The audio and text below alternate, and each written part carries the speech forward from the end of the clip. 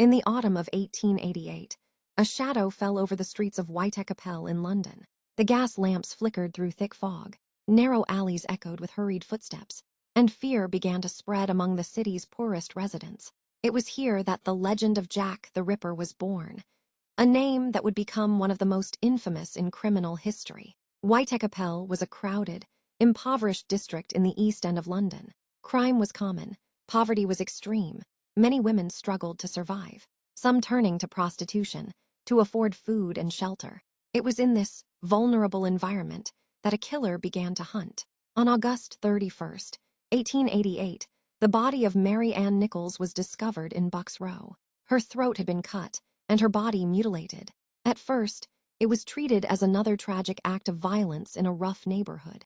But just days later, on September 8th, Annie Chapman was found dead under similar circumstances. The brutality was shocking. The pattern was beginning to form.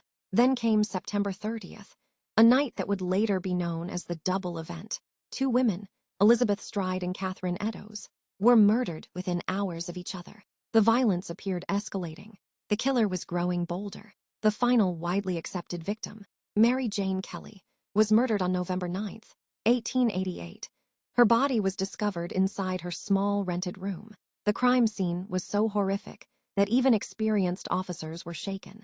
It was the most brutal of all the murders attributed to the Ripper.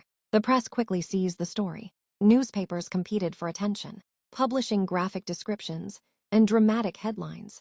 Public panic intensified.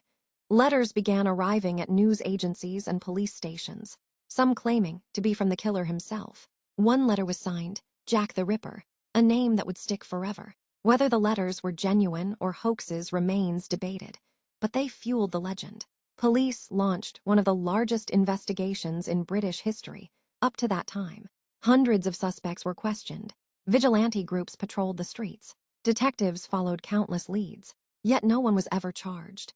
Forensic science in 1888 was primitive. There were no fingerprints on record, no DNA testing, no surveillance cameras. The killer simply vanished into history. Over the decades, theories have multiplied. Some believe the Ripper was a local butcher familiar with knives. Others suggest a doctor, due to the anatomical nature of the injuries. Some theories even point toward members of the upper class. More than a century later, researchers and historians still debate the identity of the killer. Books, documentaries, and films continue to explore the mystery. What makes this case endure is not only the violence, but the unanswered questions. Who was he?